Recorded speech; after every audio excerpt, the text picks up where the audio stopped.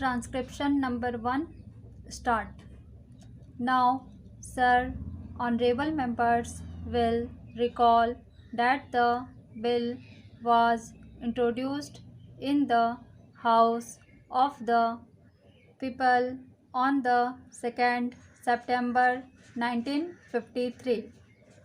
It has had a long history and in one form or another it has been before the public since the end of 1949.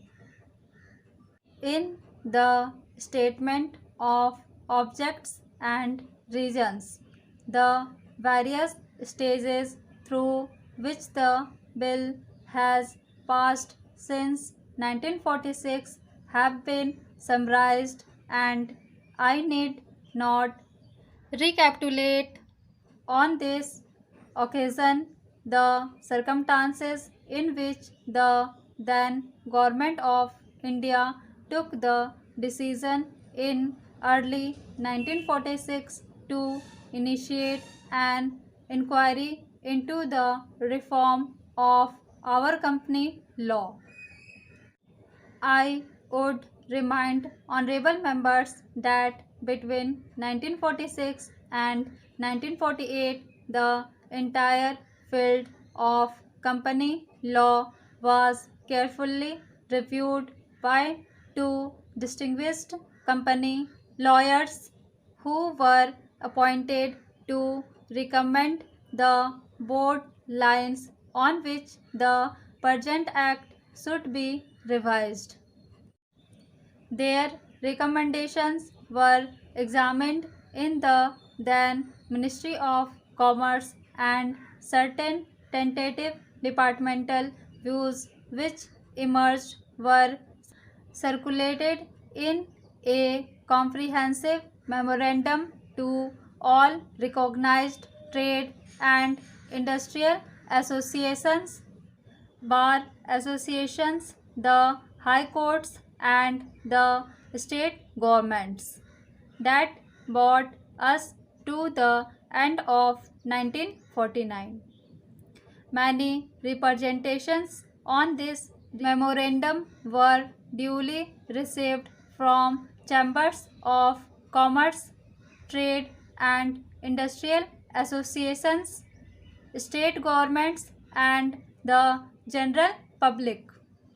At the end of 1950, the Government of India appointed a committee under the chambership of Sri Bhabha to go into the entire question of the revision of the Companies Act, with particular reference to its bearing on the development of trade and industry in this country. This committee examined a large number of witnesses in many parts of the country and submitted its report in March 1952. This report again was circulated to all state governments, Chamber of Commerce, trade associations, high courts and many other bodies. At the same time, a special officer was appointed in the Department of Economic Affairs, Ministry of Finance, to examine the report in the light of the views received from the interested public and to submit proposals to government for the revision of the present act. The bill now before the House is based largely on the recommendations of the Company Law Committee, modified in a few particulars. Honorable members will notice that So far as public relations go, the bill has covered adequate ground in a measure like the Companies Bill, however, which covers the entire field of the operation of joint stock companies. The limits of consultation and discussion can never be exhausted, and I would like to inform honorable members that although the bill was introduced in Parliament over 7 months ago, our officers have been engaged throughout this period in further studies and informal discussions with the interests concerned. And on occasions, I have also participated in such discussions. I have also given some further thought to some of the issues arising out of the bill, and I propose at the appropriate stage to bring before the select committee any changes in the provisions of the bill which seem to me to be worthy of consideration in the light of this further examination.